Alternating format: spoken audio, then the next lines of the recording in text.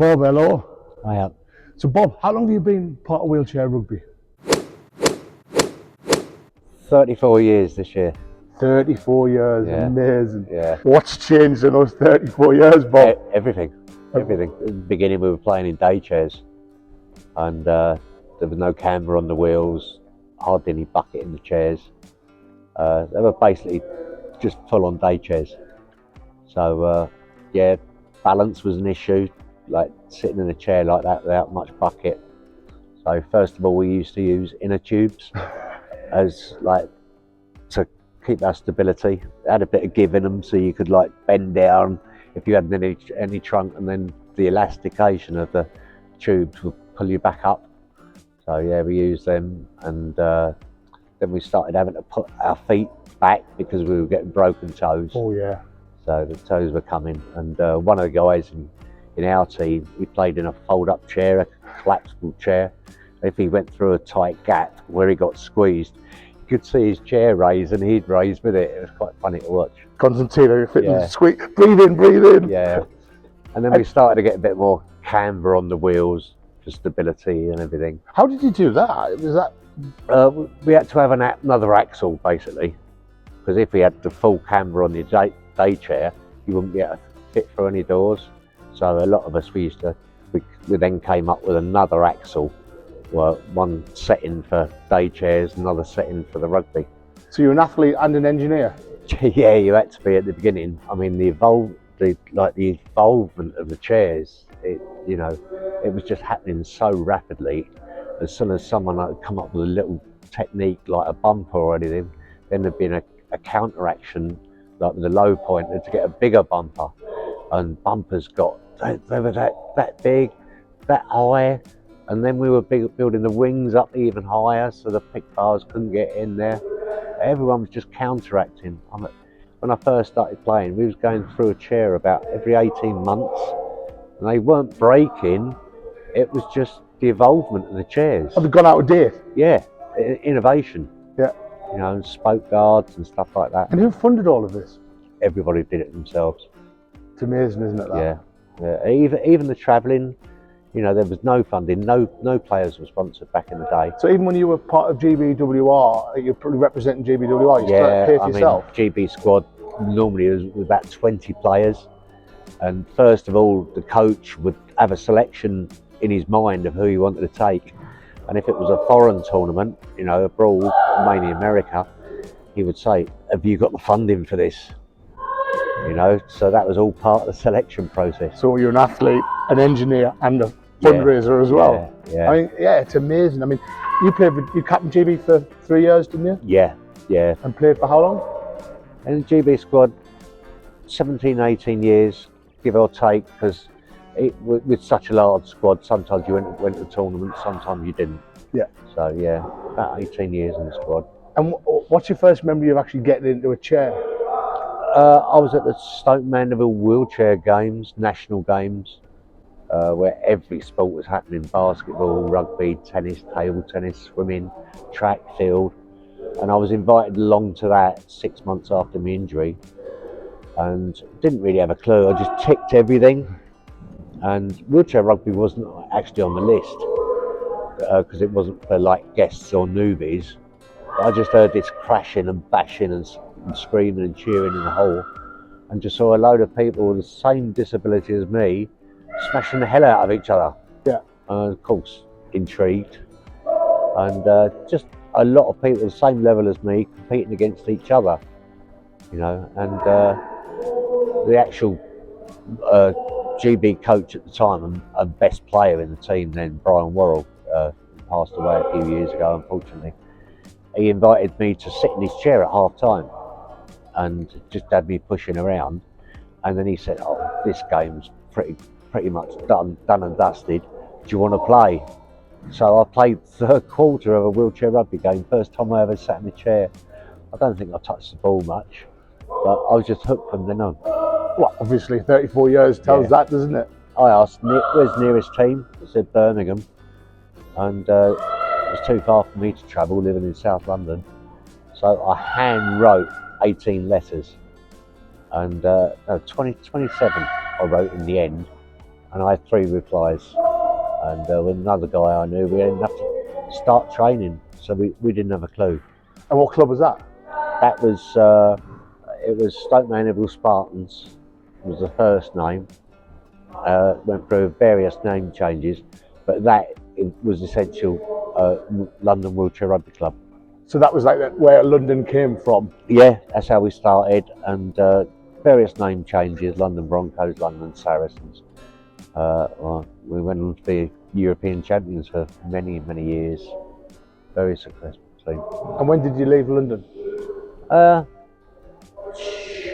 8 years ago. About 8 years ago now.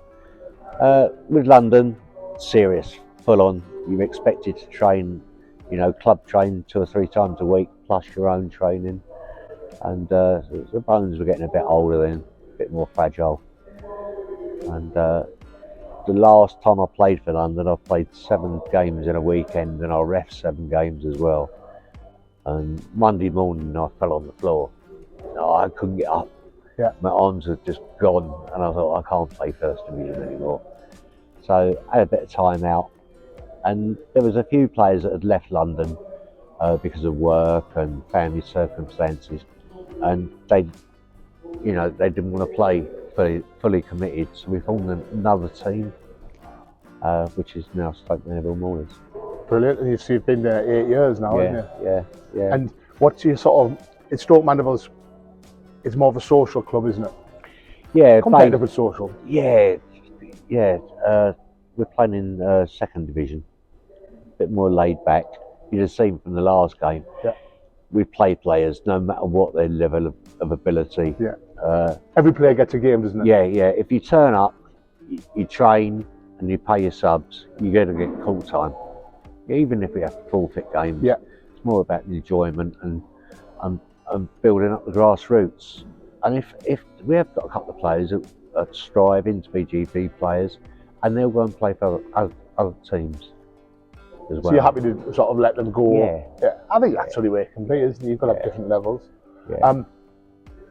What was your fondest memories of being part of GBWR? GBWR? Yeah.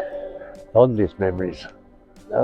Big achievements wise, obviously to be in a GB squad, captain of GB, Sydney 2000, that was amazing. That was my first Paralympics. Also played Athens 2004 Paralympics, and then I went on to table official at London 2012. You're a Londoner as well, aren't you? Yeah, home soil.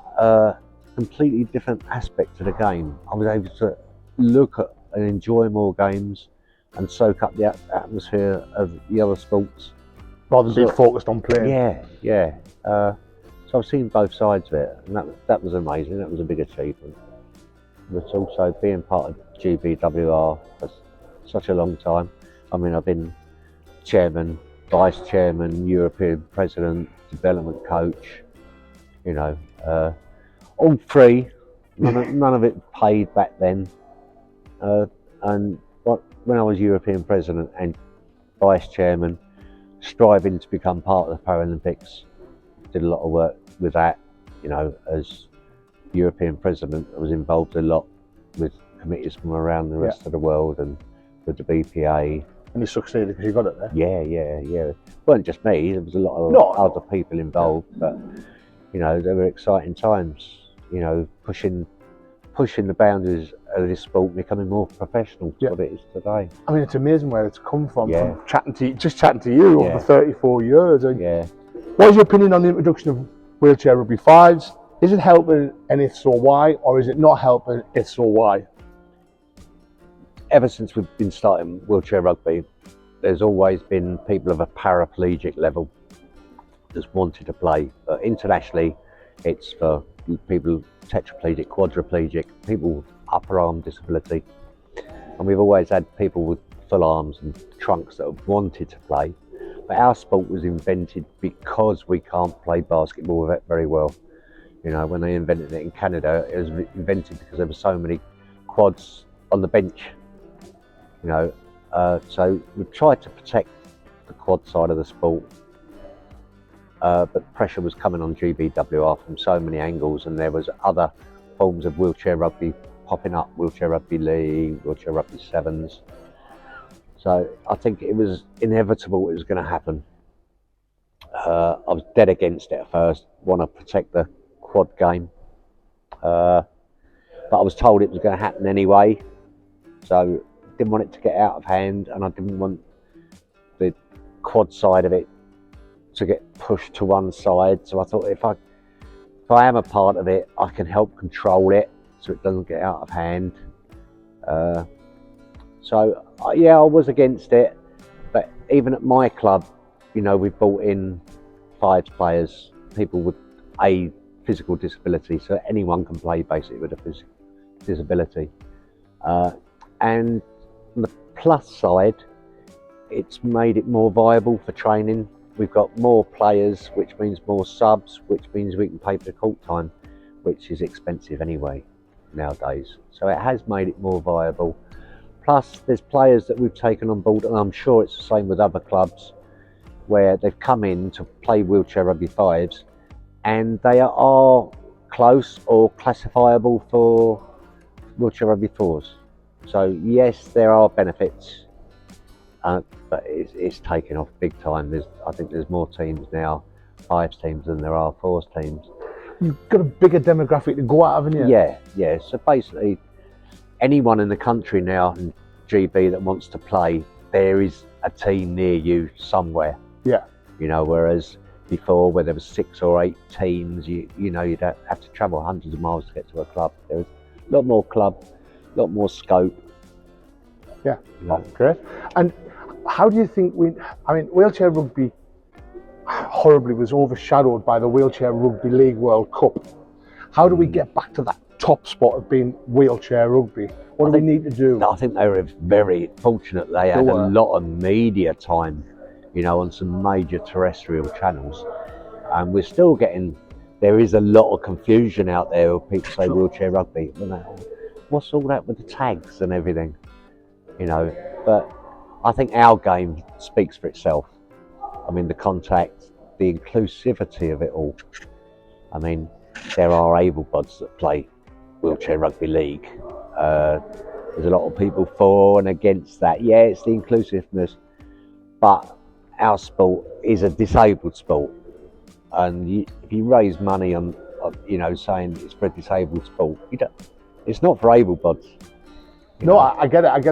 I can see both sides of the argument. Yeah, I can. But you know, protecting our sport, it's disabled against disabled. Yeah. If you're an able-bodied person, you've got full everything. Don't go and showboat against disabled people. Yeah. Go and play people with that are able-bodied people. You know, I agree. Compete on a level basis. Yeah. And I think bringing the fives into it sort of allows the fives to sort of get all the people. But to me, the pinnacle of the sport is the fours.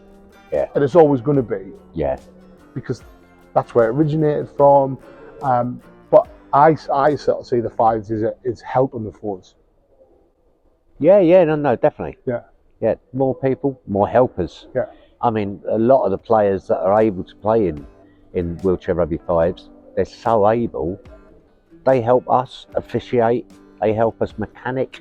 Yeah. You know, they can stand up and get chairs in and out of cars.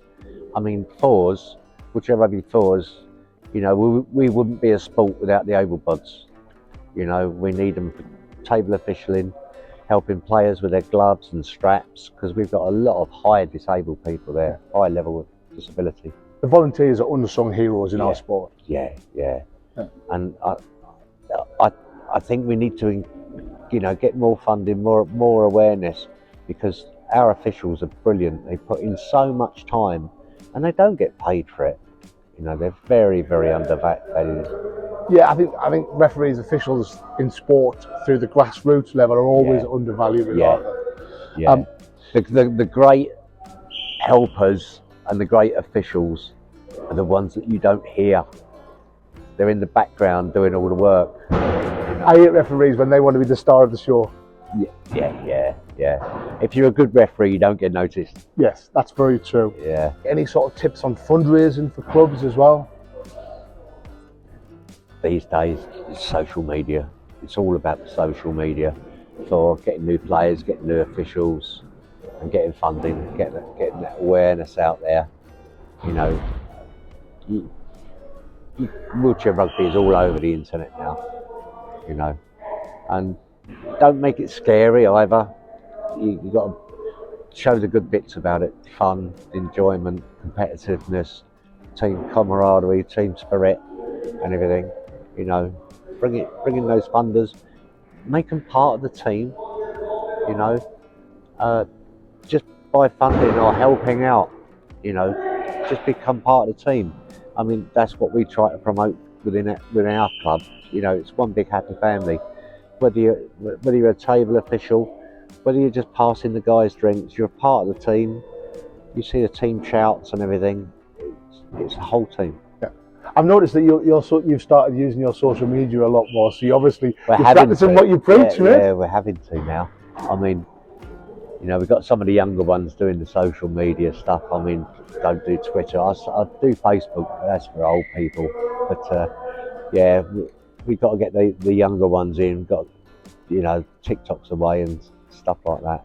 But it's best way and the most efficient way to do it, I think. Yeah, it is, and especially if you want to get a younger demographic. I know our sport's particularly older because of people getting injuries later in life, but we still want to get the younger people involved. Oh yeah, as well, don't we? Yeah. In your opinion, is the sport growing, and how do we grow it even more? Just keep doing what you're doing at the moment. Yeah. I mean, the last 10, 15 years, I mean, we're a professional sport now, the top end of it. The GB is just a massive part of it as well. And I mean, some of the big tournaments now, GB are putting on. I mean, we've got the big one, Europeans coming up, you know, Principality Stadium. Amazing. Who'd ever thought wheelchair rugby would be at somewhere like that? And we've had the Copper Box in the past. Yeah. You know. Are you going? Yeah, I'll be there at some point. Yeah. Yeah. Yeah. I mean, the first big tournament I went to Switzerland, I think, it was the Worlds or the Europeans, and there was about 250 people there, and that was amazing. You know, normally we'd be playing in a village hall in the middle of nowhere, and then the next big one for me was Sydney, going into a stadium, 10,000 people. You played in front of 10,000 people? Yeah. Amazing. Yeah, and the opening ceremony, 108,000 people. You know, my wife was there as well, and topped the stadium with the kids. But did you go like do the sort of round the stadium? My wife's texting me, "Can you see me?" No. 108,000 people. Where are you? That's brilliant. Yeah, I mean that was amazing, and we had wanted to go and see Tanny Gray compete for a medal after our last game. She was up for a number of medals. We tried to make our way to the stadium. But as soon as we come out of the stadium, we got mobbed for autographs. Sign this, sign that, and I missed it. Oh, you missed it? Yeah, I missed the gold medals. But, you know, you can't beat it, can you? No, that's amazing. Yeah. You've been playing now for 34 years, and now you coach as well. Yeah. Which do you prefer, or do you just like both? I love both. I mean, I'm here this weekend, and I'm coaching and playing. Yeah. But, yeah, the bones and the muscles can't take much anymore, so that's my excuse. I can play a little bit, come off, and just be happy to coach. Both enjoyable in different ways. We do need players, long-term players, to get in coaching more. Yeah. You know, there's a wealth of experience out there, and we need to keep that experience. We don't want them just to retire and go away. Everyone's got to give something back. Yes, we've all been given so much throughout the years, and to compete at GB or at top level, I've just got so much out of it. If I can recruit people and just give them a little taste of that, even if they're in a development tournament for GB, just to get that taste of the pride of playing for your country and playing abroad and getting a medal or a trophy. Amazing. You know, if somebody can I've had so much out of it, if somebody can get a little bit of that, you know, that just makes my day. So that's your role, I suppose, now within wheelchair rugby, is to try and give your experience and get more people into it. I get just as much of a buzz, you know, from what I have achieved, from seeing other players achieve it. So many that have gone on to be legends. Johnny Coggan, Mandip, Archie, Andy Barrow. Ross Morrison, Justin Frischberg, Bulbul, another one, Steve Brown, you know, Mike Kerr, yeah, just helping them, bringing them along, giving them their first starts, coached all of them in their first international tournaments. How does it feel like when you see these guys go and represent GB and you've been part of their journey? Yeah, I mean, Johnny Coggan, my little protege. Yeah, he was about that big when I first met him, when he was first injured. And look what he's done now, five Paralympics. We've got the juniors in the background there. Yeah, yeah. And they are our future. And Stoke Mandeville, you're looking to get a junior side up and running? Yeah, we've got a couple of juniors that occasionally turn up. And we're just trying to get enough of them together for a team. So, you youngsters, if you're out there, come and sign up. That's a message from Bob. Yeah. I mean, you work at Stoke Mandeville, don't you? Yeah, I work there for Willpower as a physical activity advisor, part of the rehab team. So I get to see a lot of spinal injuries and similar coming in, and I'm there to promote sport as well. But obviously, come and play wheelchair rugby first. Bob, that's been amazing, mate.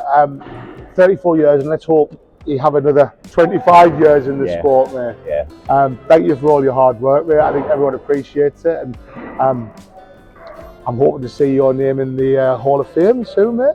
Yeah. The launch in the Hall of Fame. I mean. Yeah. We did have a Hall of Fame once, and I was the only one in it.